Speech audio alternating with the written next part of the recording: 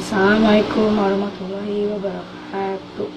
Perkenalkan, nama saya Tizi Kairunisa dari kelas 95. Di sini saya ingin mempresentasikan tentang perjuangan mempertahankan kemerdekaan.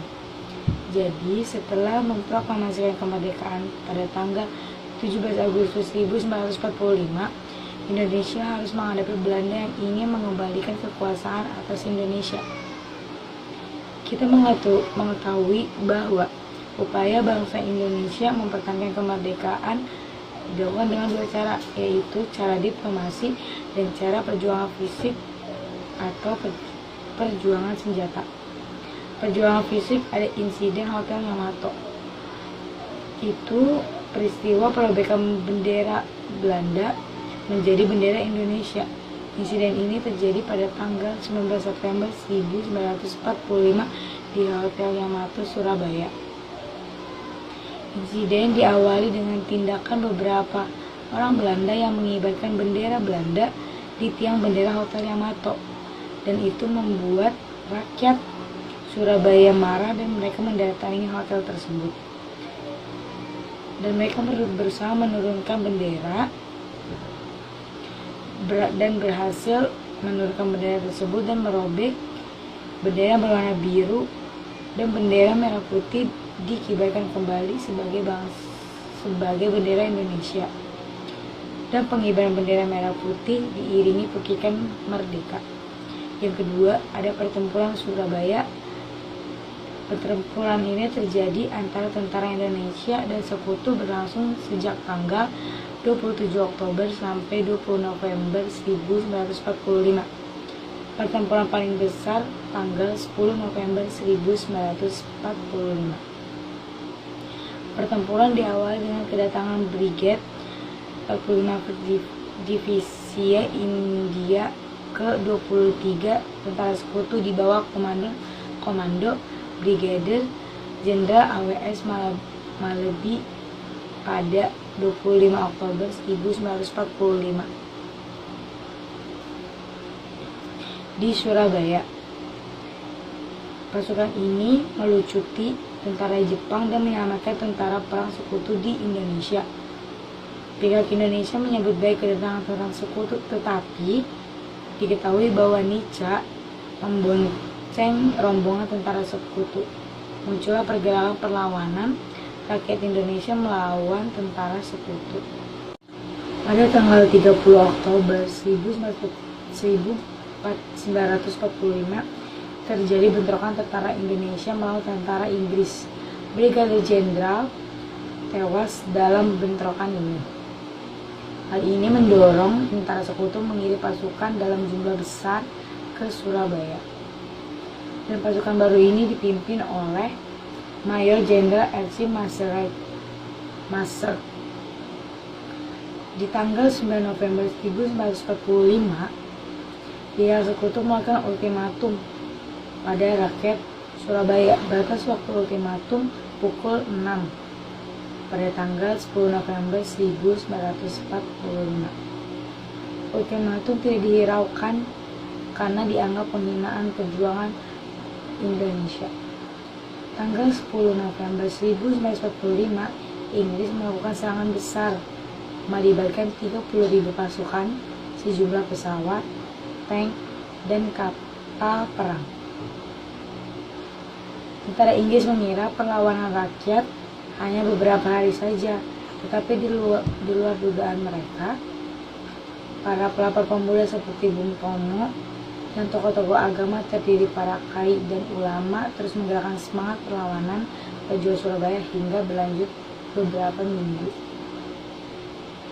Meskipun kota Surabaya berhasil dikuasai oleh tentara sekutu, tapi pertempuran Surabaya ini menjadi simbol nasional atas perlawanan bangsa Indonesia terhadap penjajah. Maka dari itu, untuk mengenang peristiwa heroik di Surabaya, tanggal 10 November 1945 adalah Hari Pahlawan. Yang ketiga, ada pertempuran 5 hari di Semarang. Pertempuran ini terjadi antara rakyat Indonesia di Semarang dengan tentara Jepang, berawal ketika para tawanan veteran Angkatan Laut Jepang yang dipindahkan dari Cepiring ke Bulu. Perpindahan dikawali oleh polisi Indonesia. Di tengah perjalanan mereka memberontak dan melarikan diri, dan mereka bergabung dengan batalion Jepang dipimpin Mayor Kido yang bersenjata di Jateng Ale, Semarang. Tanggal 14 Oktober 1945, tidak kabar Jepang telah meracuni cadangan air minum di Candi, Semarang. Dr. Karyadi selaku kepala laboratorium rumah sakit memberanikan diri memeriksa air tersebut. Tetapi ketika hendak pemeriksaan, dokter tersebut ditembak oleh Jepang hingga ia gugur. Peristiwa ini membuat pemuda Semarang marah dan ia ingin mereka menyerbu tentara Jepang. 15-20 Oktober 1945 terjadi pertempuran antara Tentara Keamanan Rakyat atau TKR dibantu barisan pemuda dengan tentara yang persenjataannya lebih lengkap. Pertempuran berakhir setelah perundingan dari pihak Indonesia diwakili Kosman Singodimedjo dan Mr. Sartono, dan pihak Jepang diwakili oleh Letkon Kolonel Nomura. Yang keempat, pertempuran Ambarawa. Pertempuran Ambarawa ini adalah peristiwa perlawanan rakyat Indonesia terhadap tentara sekutu yang terjadi di Ambarawa, Jawa Tengah. Diawali dengan kedatangan tentara sekutu dipimpin Brigadir Jenderal Berel di Semarang. Pada tanggal 20 Oktober 1945, kedatangan mereka bertujuan untuk melucuti senjata tentara Jepang dan mengurus tawanan perang tentara Jepang yang ada di Jawa Tengah. Kedatangan tentara sekutu disambut baik, bahkan Gubernur di Jawa Tengah Mr. Wongsonegoro menyepakati menyediakan makanan dan keperluan untuk kelancaran tugas sekutu. Adapun tentara sekutu berjanji tidak akan mengganggu kedaulatan Indonesia. Tanpa sepengetahuan pihak Indonesia, tentara sekutu mengikuti tentara Nica. Saat mereka membebaskan tawanan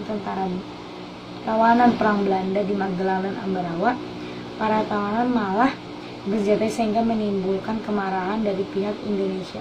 Hal ini menyebabkan terjadinya insiden, kemudian meluas menjadi pertempuran di Magelang dan Ambarawa. Saat tentara sekutu menduduki 2 desa sekitar Ambarawa, pasukan Indonesia dipimpin Letnan Isdiman, komandan divisi V Banyumas, berusaha membebaskan 2 desa itu. Letnan Isdiman gugur di peristiwa itu. Gugurnya Letnan Isdiman, Panglima Divisi Banyumas Kolonel Sudirman terjun memimpin pertempuran.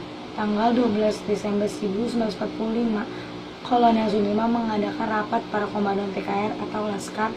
Pasukan Indonesia melancarkan serangan terhadap tentara di Ambarawa. Pertempuran berlangsung sengit. Pasukan menggunakan taktik gelar supit urang atau pengepungan tangkap kedua sisi hingga tentara sekutu terkurung. Berlangsung beberapa hari. Tanggal 15 Desember 1945, pasukan Indonesia berhasil mengalahkan tentara sekutu dan menguasai kota Ambarawa. Kemenangan Indonesia pada pertempuran tersebut diabadikan dengan didirikannya monumen Palagan di Ambarawa.